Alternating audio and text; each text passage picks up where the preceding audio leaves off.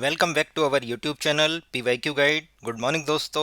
आज हम डिस्कस करेंगे UPSC CSAT previous year question topic wise series में permutation and combination and probability के पार्ट 3 को। इसके दो पार्ट आ चुके हैं। पार्ट 1 में हमने 2023 के जितने भी इस टॉपिक पे बेस्ड क्वेश्चन थे वो कराए हैं। पार्ट 2 में हमने 2022 में जितने भी इस टॉपिक पे बेस्ड थे कुछ क्वेश्चंस रह गए थे वो इस पार्ट 3 में कवर होंगे। पार्ट 2 और पार्ट 3 दोनों 2022 के क्वेश्चंस के लिए डेडिकेटेड है। हम शॉर्ट ट्रिक्स का भी यूज करेंगे। हिंदी और इंग्लिश दोनों ही भाषाओं में आपको समझाएंगे कि कैसे क्वेश्चंस को करते हैं। अपने दोस्तों के साथ ज़रूर शेयर करें। देखते हैं question number 27। A B C are three places such that there are three different roads from A to B. A से बी तक जाने के तीन रास्ते हैं and four different roads from B to C and three different roads from A to C. In how many different ways can one travel from A to C? A, B और C तीन स्थान इस प्रकार हैं कि A से B तक जाने के तीन भिन्न रास्ते हैं, B से C तक जाने के चार भिन्न रास्ते और A से C तक जाने के तीन भिन्न रास्ते हैं। इन रास्तों का प्रयोग कर कोई व्यक्ति कितने भिन्न मार्गों से A से C तक जा सकता है? तो A से C तक जाने के लिए या तो बाया वी जाओ या डायरेक्ट चले जाओ, दो ऑप्शन है। बट अगर कोई बंदा ए से बी सपोज W1 से जा रहा है तो उसके पास चार रास्ते ये हैं सी तक जाने के, 1 2 3 4। सपोज W2 से जाता है तो भी उसके पास चार रास्ते हैं। W3 से जाएगा तो भी चार रास्ते हैं, W मतलब वे। तो ये तीन रास्ते W1 W2 W3 और बी वाले कितने हैं? चार, 1 2 3 4। तो पहले वाले में W1 से गया तो चार रास्ते प्लस W2 से गया तो चार प्लस W3 से गया चार। और एक क्वेश्चन में हमें ऑलरेडी दिया गया है कितना कि ए से सी तक जाने के तीन रास्ते अलग हैं जो सेपरेट हैं डायरेक्ट विदाउट मतलब बिना बी से होते हुए, तो प्लस थ्री। तो ये टोटल कितने आ जाएंगे? चार चार चार, 12 और तीन 15। अब इसको परम्यूटेशन कॉम्बिनेशन से कैसे करेंगे? तो आपको बता देता हूँ कि ए से बी तक जाने के तीन, बी से सी तक जाने के चार, ए से सी तक जाने के तीन। यदि तीन रास्ते इसके हैं, चार रास्ते इससे हैं, तो यदि जब तक कोई इवेंट कंप्लीट नहीं होता तब तक हम मल्टीप्लाई करते हैं। जैसे ही इवेंट कंप्लीट हो जाएगा फिर हम प्लस करेंगे। तो अगर ए से बी तक गए तो क्या इवेंट कंप्लीट हुआ? नहीं हुआ।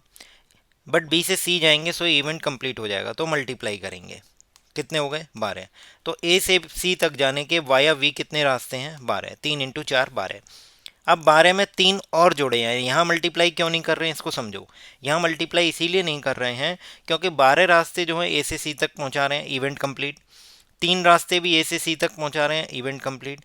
ये दोनों ए बाया वी वाले ए से बी और बी से सी वाले इवेंट जो हैं वो म्यूचुअली डिपेंडेंट हैं। मतलब जब तक तीन होगा और चार दोनों नहीं होंगे तब तक ए से सी तक नहीं पहुंच सकते।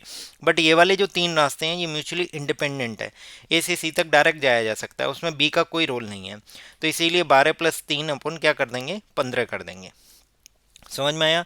तो ए से सी तक जाने के लिए 3 इंटू 4 12 और प्लस तीन 15। इस टॉपिक पर क्वेश्चन बहुत बार आए हैं। अब देखते हैं क्वेश्चन नंबर 55।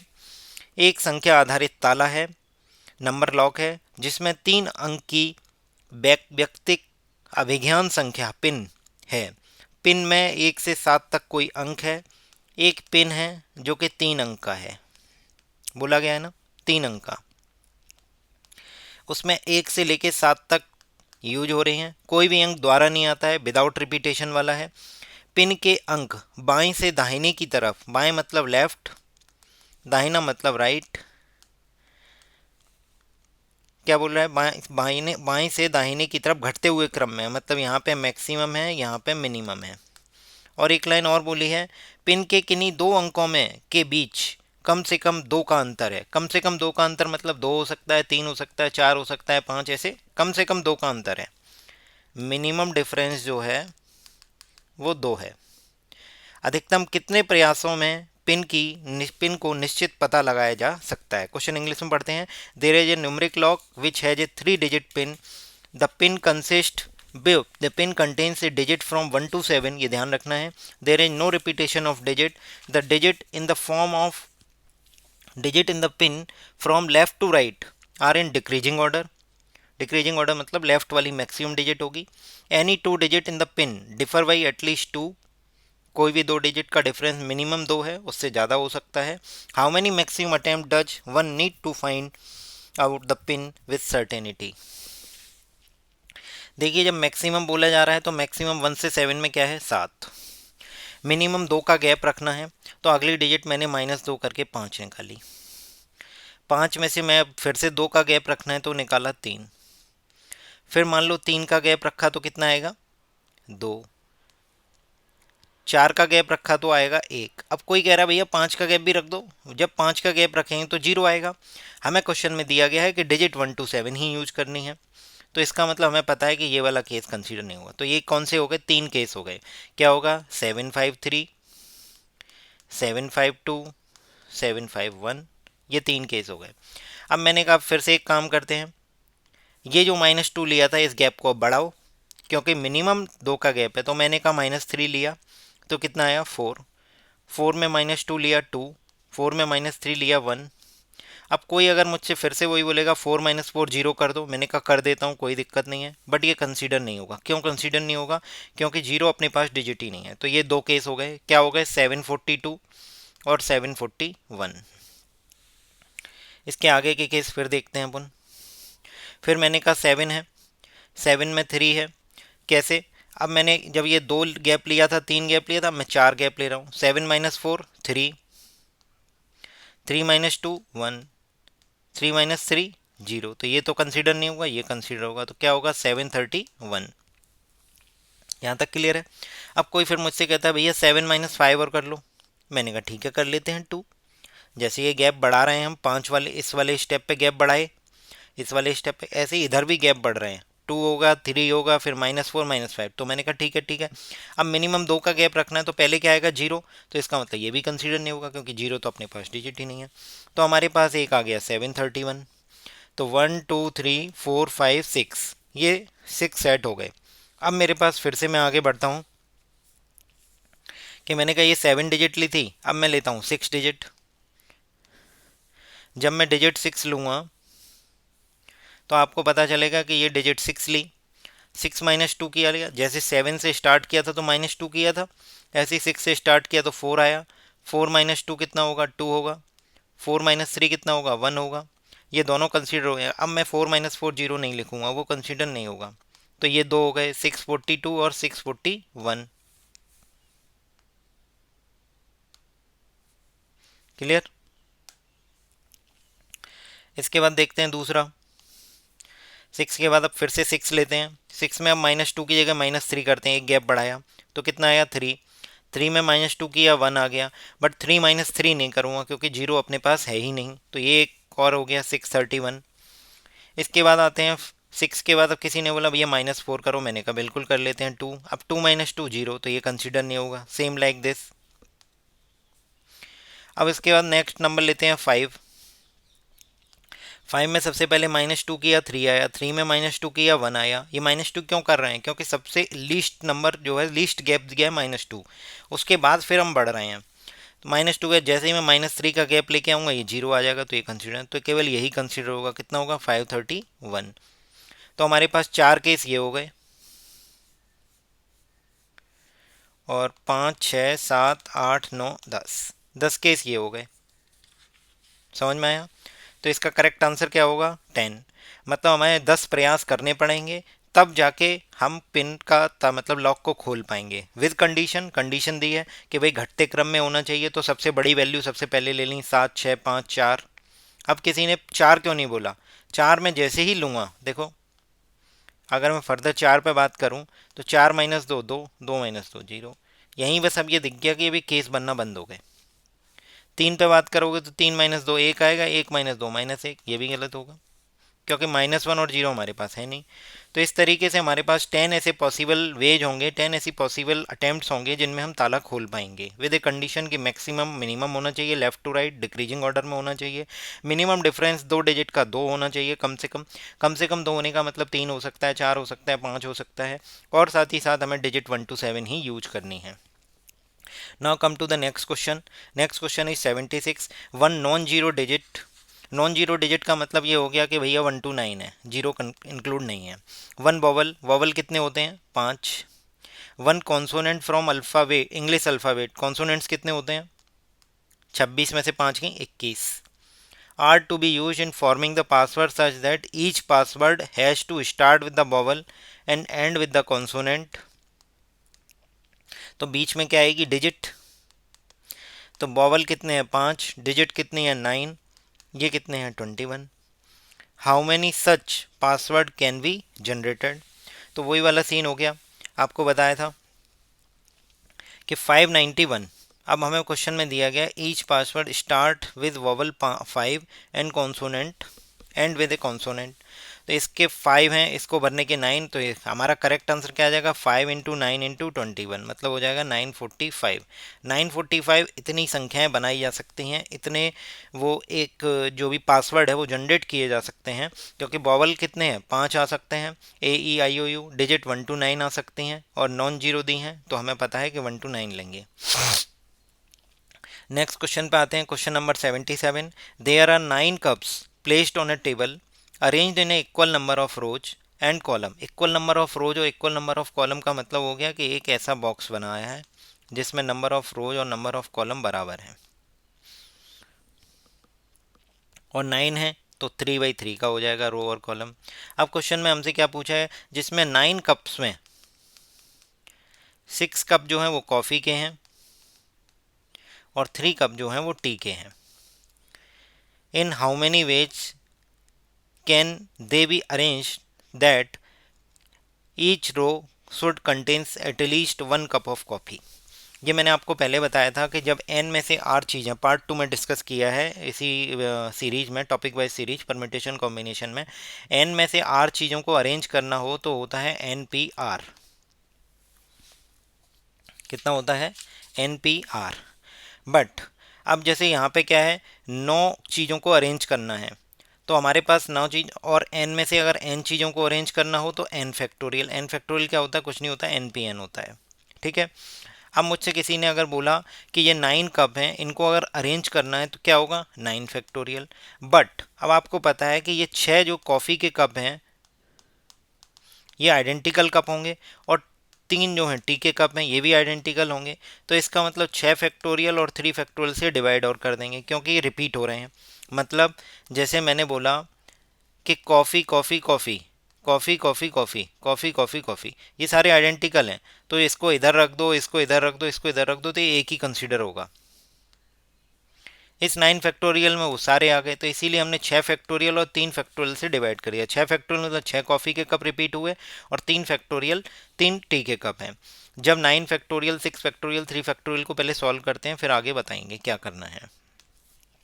9 फैक्टोरियल क्या होगा 9 इंटू 8 इंटू 7 इंटू 3 फैक्टोरियल, तो देखो वो सॉरी 6 फैक्टोरियल, 9876, 6 फैक्टोरियल से 6 फैक्टोरियल कट जाएगा, तो बचेगा हमारे पास 9 into 8 into 7 upon 3 factorial. 3 factorial क्या होता है 3 इंटू 2 इंटू 1। इसको सॉल्व करते हैं 3 इंटू 2 इंटू 1 को, 3 3 जा 9, 2 4 जा 8, तो इसको सॉल्व करते हैं तो ये आएगा 4 सत्ते 28 या 84, तो ये 84 आ जाएगा। अब क्या आंसर 84 है, नहीं, अब यही चीज़ ध्यान रखनी है, आंसर 84 नहीं होगा। बट 84 आते ही आप देख सकते हो एक ही ऑप्शन है 80 के आसपास 81, इसमें से 3 वो केस माइनस हो जाएंगे जब सारे ही बॉक्सों में टी हो, सारी पूरी रो में टी हो। क्वेश्चन में हमसे बोला गया था कि each row contains at least 1 cup of coffee. अगर हमने ऐसा एक केस ले लिया, ध्यान से सुनो, ऐसा कोई केस ले लिया जिसमें सारे की सारी रो में टी टी हैं, तो वो इस पर फिट नहीं बैठेगा। क्वेश्चन में हमसे वही बताने हैं जिनमें एटलीस्ट 1 कप ऑफ कॉफ़ी होना चाहिए। एटलीस्ट 1 कप ऑफ कॉफ़ी का मतलब या तो 1 हो या 2 हो या 3 हो, मतलब जीरो नहीं होनी चाहिए। तो ये वो वाला केस है जीरो वाला, तो ये हमारी फेवर का केस नहीं है ना, क्वेश्चन में नहीं पूछा गया है। तो ऐसे तीन केस बनेंगे, एक बार टी इस वाले रो में आ जाए, एक बार टी इस वाले रो में, एक बार टी इस वाले रो में। तो ये तीन केस माइनस कर देंगे, तो इसका करेक्ट आंसर आ जाएगा 81। नेक्स्ट क्वेश्चन पे आते हैं, क्वेश्चन नंबर 78 पे। क्वेश्चन नंबर 78 में हमसे पूछा गया है the sum of three consecutive integers is equal to their product. ये तो हमेशा हमें याद होना चाहिए कि 1 2 3 एक ऐसा नंबर है जिसकी डिजिट का अगर सम करें या प्रोडक्ट करें वो बराबर ही आएगा। वो कितना आएगा? 6। जैसे 1 + 2 + 3 बराबर 3 + 2 + 1। तो ये 1 2 3 क्रमागत संख्या हैं, कॉन्जिक्यूटिव इंटीजर्स हैं। पूछा गया है तीन क्रमागत पूर्णांकों का योग उनके गुणनफल के बराबर हो। तीन क्रमागत पूर्णांकों का योग उनके गुणनफल के बराबर हो, ऐसी कितनी संभावनाएं हो सकती हैं? यहीं से हमें सोचने का तरीका मिलता है कि जब 1 2 3 है तो हमने कहा कि इसके आगे पीछे भी बात करते हैं। 1 2 3 या जीरो होगा या -1 होगा, ओ सॉरी -1, और हाँ ठीक है। अब मैंने कहा इन तीनों को जोड़ो, ऐड करो, ऐड करके क्या आएगा? जीरो। इन तीनों को मल्टीप्लाई करो तो क्या आएगा? जीरो। तो एक सेट ये भी बन गया। पहला सेट तो बना था 1 2 3, एक दूसरा सेट और बन गया क्या? -1 0 1। 1 2 3 -1 0 और 1। अब एक सेट और है, इसको फिर और देखते हैं कैसे। -2 -3। मैंने कहा भाई -1 -2 -3 को ऐड करो तो कितना आएगा भाई? -6। मैंने कहा मल्टीप्लाई करो तो कितना आएगा? -6। तो -6 -6 बराबर हो गए। तो इसका मतलब एक सेट ये भी है, -1 -2 -3। तो इसका मतलब ऐसे तीन सेट पॉसिबल हैं जिसमें तीन क्रमागत संख्याओं का गुणनफल, तीन क्रमागत संख्याओं का मल्टीपल, थ्री कॉन्जिक्यूटिव इंटीजर्स का मल्टीपल और थ्री कॉन्जिक्यूटिव इंटीजर्स, उन्हीं थ्री कॉन्जिक्यूटिव इंटीजर्स का एडिशन, वो दोनों इक्वल होंगे। तो कितना आ जाएगा? -6। तो ओनली 3 हो जाएगा। नेक्स्ट क्वेश्चन नंबर 79 देखते हैं। क्वेश्चन नंबर 79 लास्ट क्वेश्चन है 2022 सेट ए का, जो परमिटेशन कॉम्बिनेशन एंड प्रोबेबिलिटी पर बेस्ड है। What is the number of numbers, what is the number of numbers of form 0.xy where x and y are distinct non zero digit. Non zero digit का मतलब यहाँ से clear हो गया कि zero नहीं आएगा, मतलब 1 to 9 आएगा। और ध्यान से सुनिए, कई बार क्वेश्चन में लिख देता है कि विदाउट रिपीटेशन या विद रिपीटेशन। या विदाउट रिपीटेशन या तो डायरेक्ट लिख देगा कि there is no repetition of digit, या ब्रैकेट में लिख देगा विदाउट रिपीटेशन ऑफ डिजिट। कई बार उसको डिफरेंट तरीके से रिप्रेजेंट करना हो तो उसने बोल दिया डिस्टिंक्ट। डिस्टिंक्ट का मतलब ही हो गया कि विदाउट रिपीटेशन, विदाउट रिपीटेशन। तो अब हमें पता है कि अगर y को भरने के लिए y पे कितनी डिजिट पॉसिबल है 1 to 9 में? 9। अब जब x की बारी आएगी तो y पे ऑलरेडी एक डिजिट ऑलरेडी फिलअप हो गई, तो x पे कितनी पॉसिबिलिटी होंगी? 8। फिर मैंने वही एक चीज़ बताई थी कि ये 9 और 8 जो इवेंट हैं, जब ये दोनों इवेंट होंगे तभी ये पूरा 0.xy फॉर्म हो पाएगा। तो ये कौन से म्यूचुअली डिपेंडेंट हैं? तो क्या होगा? मल्टीप्लाई होगा। 9 8 जा 72।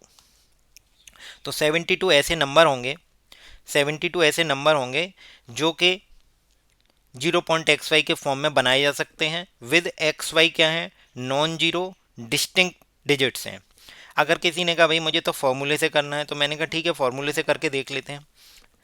9 डिजिट्स हैं, मतलब 9 नंबर्स हैं,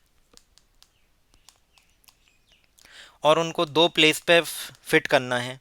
तो 9 में से दो चीज़ों को अरेंज करना है। तो 9p2, मैंने बताया था NPR क्या होता है? n factorial upon n minus r factorial. तो 9 factorial upon 2 factorial, sorry n minus r क्या होगा? 9 - 2 7 फैक्टोरियल। तो 9 × 8 × 7 फैक्टोरियल अपॉन 7 फैक्टोरियल, ये कट जाएगा। तो 9 8 जा 72। तो 72 ऐसी सच पॉसिबिलिटीज हैं जिसमें 0.xy की संख्याएं बनाई जा सकती हैं।